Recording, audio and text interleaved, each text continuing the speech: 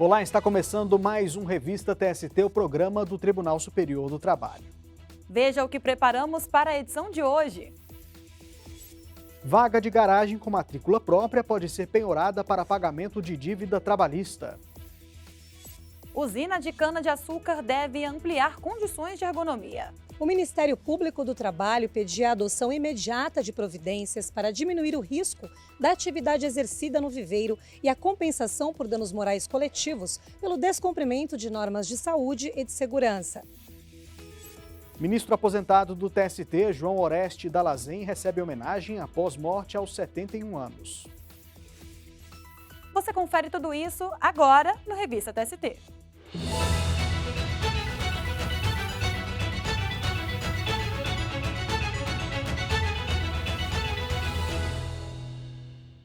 Nós começamos a edição de hoje com decisão da Seção de Dissídios Coletivos. A SDC considerou válido o acordo coletivo de trabalho firmado diretamente entre Federação de Trabalhadores e empresa, depois de o sindicato da categoria ter se recusado a participar da negociação. E quem tem mais informações para a gente é a repórter Larissa Batista. Oi, Larissa. Olá, Luana. O caso envolve uma empresa prestadora de serviços e trabalhadores do setor de rádio e televisão do Distrito Federal. Na ação que pedia a anulação do acordo coletivo, o sindicato da categoria alegou que a Federação Interestadual não teria legitimidade para representar empregados de uma única localidade. Além disso, afirmou já haver uma convenção coletiva em vigor, firmada junto ao Sindicato das Empresas do setor. Em defesa, a federação justificou que possui vínculo com o Sindicato dos Trabalhadores. Porém, após anos de tentativa, a entidade não atendeu aos pedidos de negociação.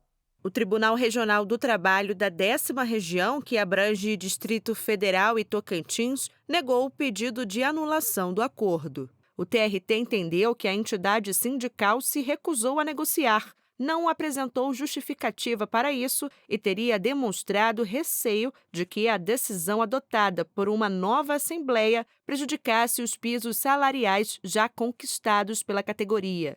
No Tribunal Superior do Trabalho, a relatora do caso na Seção de Dissídios Coletivos, ministra Maria Cristina Peduzzi, afastou a alegação de que a recusa pretendia garantir benefícios, porque, segundo a lei, um acordo coletivo sempre prevalece sobre uma convenção coletiva de trabalho. Ainda de acordo com a ministra, por conta da negativa de negociação, a legitimidade subsidiária da federação torna válido o acordo celebrado com a empresa. Dessa forma, foi mantida a improcedência da ação anulatória. O Sindicato dos Trabalhadores de Radiodifusão e Televisão do DF foi, então, condenado ao pagamento de custas processuais e de honorários advocatícios. A decisão foi unânime e não cabe mais recurso. Volto com vocês no estúdio. Tá certo, Larissa. Muito obrigada pelas informações. E para você que acompanha as publicações da Biblioteca Délio Maranhão, o tema do mês de março é Provas Digitais e Direito do Trabalho. O material aborda assuntos como o uso de vídeo e de geolocalização como prova em processos trabalhistas, postagem em redes sociais e justa causa, além dos influxos da Lei Geral de Proteção de Dados na produção de prova em ambiente processual virtual. Para conferir, acesse o QR Code na tela. E depois do intervalo, usina de cana-de-açúcar deve adotar medidas de ergonomia. É daqui a pouco.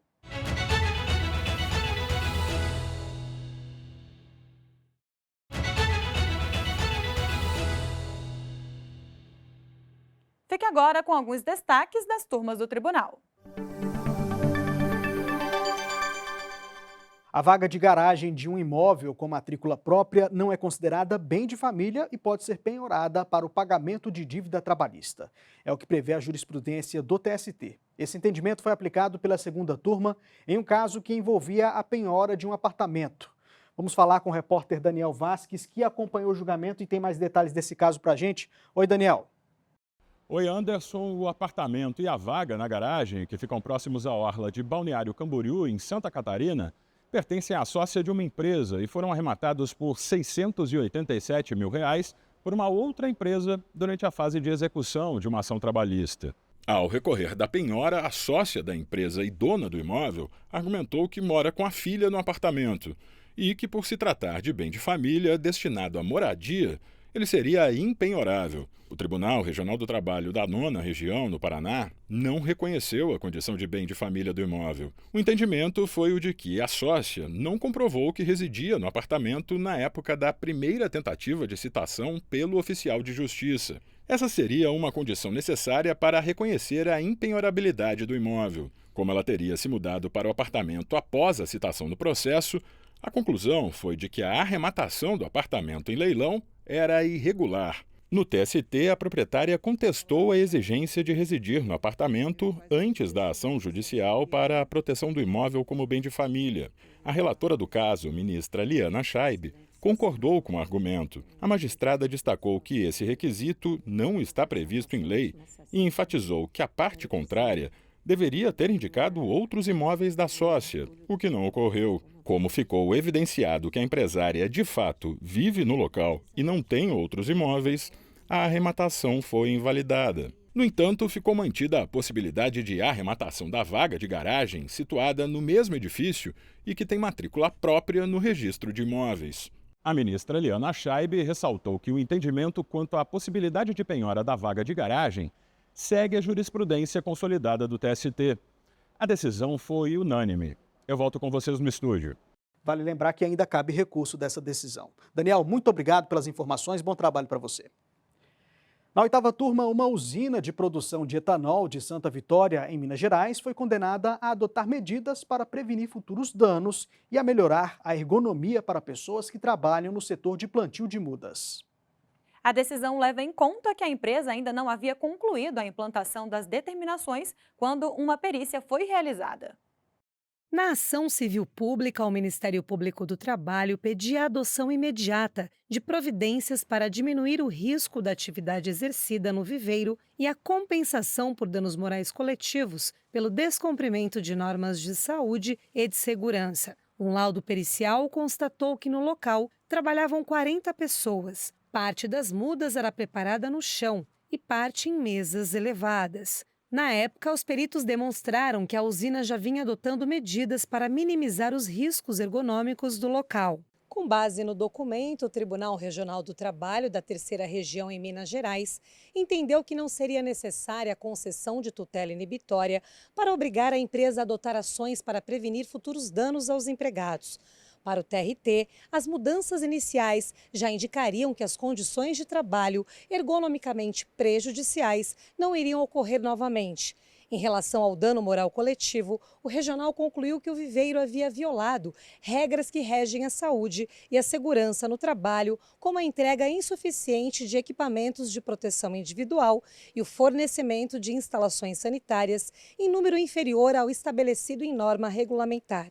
Diante desse cenário, a usina foi condenada a pagar R$50 mil de reparação. O caso chegou ao Tribunal Superior do Trabalho. O relator na 8ª turma, ministro Sérgio Martins, avaliou que a concessão da tutela inibitória era pertinente à situação. Para o ministro, as medidas de segurança ainda não estavam integralmente implementadas na ocasião da perícia, motivo suficiente para a formação de um juízo de probabilidade sobre a ocorrência de danos futuros. Em decorrência dessa análise, a 8ª turma, por maioria, determinou que a empresa adote todas as melhorias ergonômicas especificadas no laudo, sob pena de aplicação de multa. Quanto ao aumento da indenização por dano moral pretendida pelo Ministério Público do Trabalho, o colegiado ressaltou que o Tribunal Regional embasou o valor arbitrado em diversos critérios e, de acordo com a jurisprudência consolidada do TST, a modificação só é admissível em condenações insignificantes ou excessivas, o que não se aplica ao caso. Ainda cabe recurso da decisão. E fechando o nosso giro, a 3ª turma manteve a validade parcial de um acordo firmado entre o grupo Casas Bahia e um operador de paleteira. O trato previa o encerramento da relação de trabalho. Pois é, Luana, para o colegiado, a quitação em acordo extrajudicial abrange exclusivamente os valores e as parcelas discriminadas no termo, não sendo possível a quitação ampla e irrestrita. O grupo Casas Bahia buscava a homologação judicial integral de um acordo firmado com o operador. O objetivo era rescindir o contrato de trabalho com pagamento de todas as verbas rescisórias descritas no documento. O grupo e o empregado chegaram a ser advertidos em primeiro grau de que os efeitos da quitação se limitariam aos direitos especificados de forma individualizada no documento. Mesmo assim, eles prosseguiram com o pedido de validação do acordo integral, mas o Tribunal Regional do Trabalho da 2ª Região, na capital paulista, manteve a sentença que havia homologado parcialmente as cláusulas, com exceção da que previa a quitação ampla e irrestrita das verbas rescisórias. Ao avaliar o caso, o relator do recurso na 3ª turma do TST, ministro José Roberto Pimenta, ressaltou que a consolidação das leis do trabalho após a reforma trabalhista incluiu a possibilidade de homologação de acordo extrajudicial mediante a apresentação de petição conjunta das partes, sendo obrigatória a representação por um advogado. Mas, segundo o ministro, apesar dessa previsão, não se pode permitir que a transação sirva de instrumento para criar situações jurídicas vedadas ou contrárias ao ordenamento jurídico. Invoco aqui os princípios que são clássicos e necessários na esfera trabalhista, da proteção, da irrenunciabilidade, da inafastabilidade da jurisdição e da garantia do amplo acesso à justiça, na medida em que, se conceder a quitação ampla, geral e genérica de toda e qualquer lesão que possa advir do contrato de trabalho, esteja ou não ela especificada nos termos da transação, não será possível a esse autor, com sucesso, entrar com futuras reclamações para pleitear outras parcelas, outros direitos que não estejam especificados no instrumento de transação. O relator destacou que, conforme o artigo 320 do Código Civil, a quitação de acordo extrajudicial, que sempre poderá ser dada por instrumento particular, ou seja, por meio de documento que expresse a vontade das partes envolvidas, deve indicar o valor e a espécie da dívida quitada. Ainda segundo a lei, no termo devem constar o nome do devedor ou de quem por este pagou, o tempo e o lugar, além da assinatura do credor ou do próprio representante. Dessa forma, ficou mantida a decisão do TRT. O voto do relator foi seguido por unanimidade. A empresa entrou com embargos declaratórios que foram rejeitados. O Tribunal Superior do Trabalho vai sediar, entre os dias 18 e 22 de março, a primeira oficina internacional sobre práticas da Justiça do Trabalho em países de língua portuguesa. O encontro tem como objetivo compartilhar conhecimento e fortalecer laços entre os países. A programação é aberta ao público e será transmitida ao vivo pelo canal do TST no YouTube. Para se inscrever, é só acessar o link disponível por meio do QR Code no canto da tela. E no próximo bloco, ministro aposentado do TST, João Oreste Dallazen, recebe homenagem após morte aos 71 anos. A gente volta já.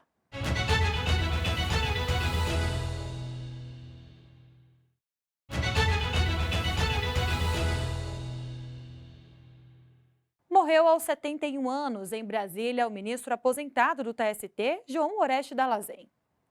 A gestão dele na presidência do tribunal no biênio 2011 e 2013 foi marcada por iniciativas históricas. Programas institucionais e o desenvolvimento do processo judicial eletrônico fazem parte do legado deixado pelo ministro Dallazen.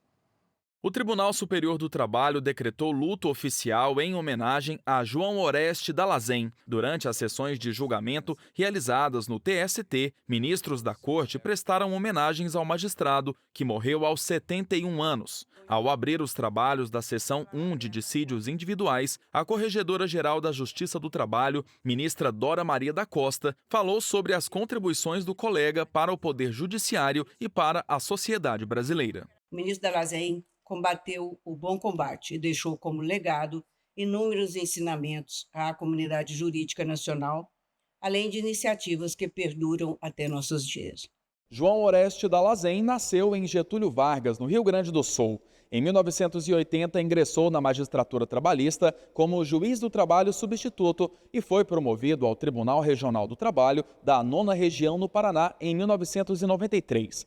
No TST, foi ministro de 1996 a 2017, em vaga destinada a magistrados de carreira.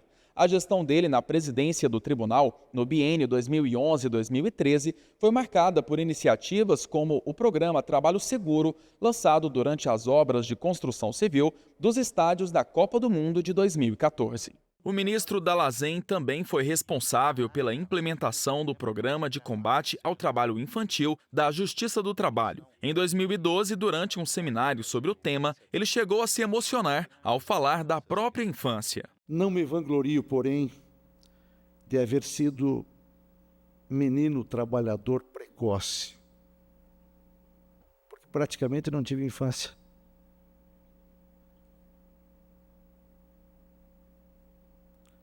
Somente trabalho duro, estudo.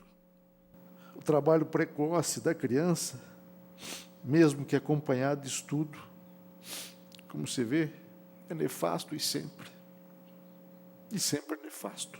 O ministro José Roberto Pimenta, presidente da terceira turma, destacou as competências do ministro Dall'Azen. Deixa muita saudade entre todos nós, entre todos aqueles que conviveram com Sua Excelência, e que sempre tivemos uma grande admiração por ele, por sua atuação firme e competente. João Oreste Dall'Azen também participou de outro marco histórico do Poder Judiciário, o desenvolvimento do processo judicial eletrônico na Justiça do Trabalho. A ministra Adelaide Miranda Arantes, presidente da 8ª turma, exaltou as habilidades gerenciais do ministro. O ministro Dall'Azen, ele, na presidência do TST, ele deu uma demonstração de que ele não só era um magistrado de excelência, como também um gestor público de excelência, né?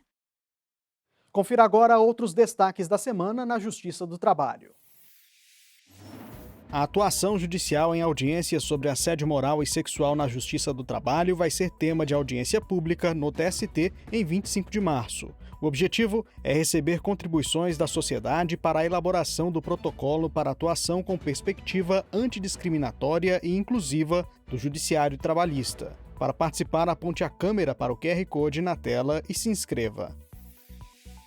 O Conselho Superior da Justiça do Trabalho aprovou alteração na norma que regulamenta os procedimentos administrativos em ações trabalhistas envolvendo assédio eleitoral. A medida tem o objetivo de auxiliar a criação de políticas de combate a essa forma de assédio, além de aprimorar a comunicação à Justiça Eleitoral e ao Ministério Público. É conciliando que a gente se entende. Esse é o slogan da 8ª edição da Semana Nacional da Conciliação Trabalhista. De 20 a 24 de maio, as varas do trabalho e os tribunais regionais do trabalho de todo o país se mobilizam para promover audiências de conciliações. Para participar, busque a vara do trabalho onde o processo tramita ou entre em contato com o Centro Judiciário de Métodos Consensuais de Solução de Disputas da região. A conciliação pode ser realizada em qualquer momento ou fase do processo. Esta edição termina aqui. A gente se encontra na semana que vem. Obrigado pela companhia. Tchau.